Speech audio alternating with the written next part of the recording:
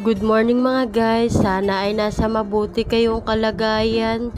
God bless po sa inyong lahat at sa mga sumusuporta po sa akin. Ngayong araw pala ay naghahanda kami sa Nutrition Month ng aking pamangkin. Ngayon pa lang ay sobrang effort ko na dyan. Iisang babaeng pamangkin ko lang kasi yaan. Lahat po kasi ng mga anak namin magkakapatid ay puro lalaki. Gumagawa nga lang pala ako dyan ng damit niya pang itaas. Ang isusuot nga niya pala dyan ay malunggay. Gusto ko sana maging palday ang malunggay.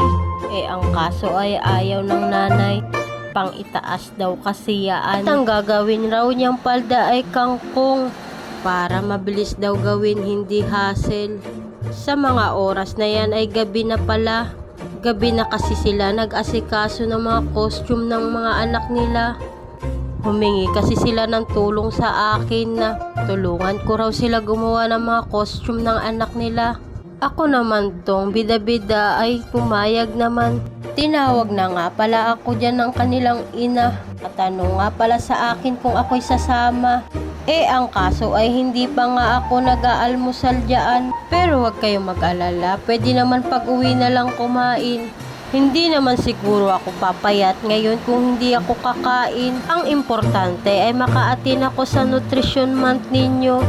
O diba, napaka-supportive ko namang tita ganda.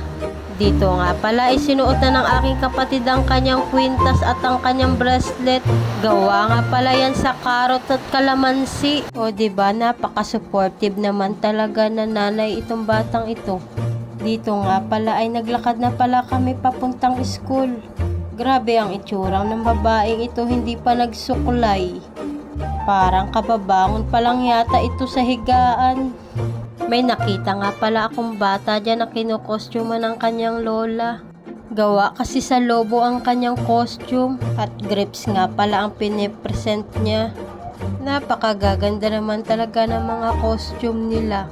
Napaka-supportive ng mga magulang naman ng mga batang ito. Dito nga pala ay nagparid na pala sila. Binidyohan ko na nga pala sila dyan habang naglalakad. Makikita mo talagang nag-e-effort yung mga magulang at mga bata. Napakaganda nga naman ang kanilang costume. Dito nga pala ay ina-assist na pala ni Teacher G ang kanyang mga estudyante. Napakabait nga naman na teacher yan at napaka-humble pa. Naging teacher din kasi ng anak ko yan, kaya subuko na yan si Ma'am G. Hindi ko kasi alam na maaga pala sila magpaparid. Kaya nung tinawag ako ng kanilang ina ay lumabas na kagad ako. Ni hindi nga man lang nakapagsuklay ang babaitang iyan. Pero ang importante ay naka-attend ako sa Nutrition Month ng aking pamangkin. Sabi ko nga sa aking dalawang pamangkin ay dapat ay manalo kayo. Dahil nga ititreat nyo ako pag kayo ay nanalo. Dahil nga bida-bida ang inyong kamarites ay nauna na pala ako dyan. Amo talaga ay kasali sa parid. Habang nagabidyo ako dyan ay napansin ko itong dalawang kananay natin. Hindi kasi nila napansin na malayo na pala ang kasamahan nila at sila ay nauna. Pero okay lang, hindi naman kami nagmamadali. Kaya hinintay muna namin sila diyan. Pagdating namin dito sa covered court ng Sanana ay naisipan namin bumalik na dahil nga napakalayo na namin at yung mga bata ay pagod na. Dito nga pala ay tumawid na po kami kasi nga pabalik na kami sa kanilang school dahil nga malayo-layo na rin ang mga nilakad ng mga bata at sigurado mga pagod na ito. Sigurado pag uwi ng mga batang iyan ay mga gutom na. Buti na lang nakisama yung panahon at hindi umulan. Maraming salamat Lord dahil maayos ang aming parid ngayong araw at hindi umulan. Gabayan mo lagi kami kung saan man kami mapunta. Sa mga oras na ito ay pauwi na kami.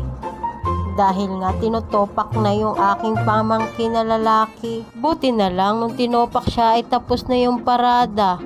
Ay kung hindi, habang nagpaparada sila ay umiiyak itong batang ito. Nagtatalo nga lang pala yung mag-inadyaan at ang kanyang anak naman ay tinutopak at umiiyak habang kami ay umuwi. Ang hirap talaga spellingin ng mga bata. Grabe talaga ang topak niya hanggang pag-uwi. Ang daming ang nakakapansin sa kanya dahil daw si Strawberry ay umiiyak. Hay nako pamangkin, ang hirap mong ispelengin. Siguro kung nabubuhay pa siguro si lolo nyo ay natutuwa yun sa inyo. Sigurado ay kasama rin yun sa parid. Ang hiling ko lang sa inyo ay mag-aral kayo ng mabuti. Maglalambing lang po ako sa inyo. Paki-follow and like and share na rin po ng aking mga video. Hanggang dito na lang ang aking video. Bukas na lang ulit. Bye-bye!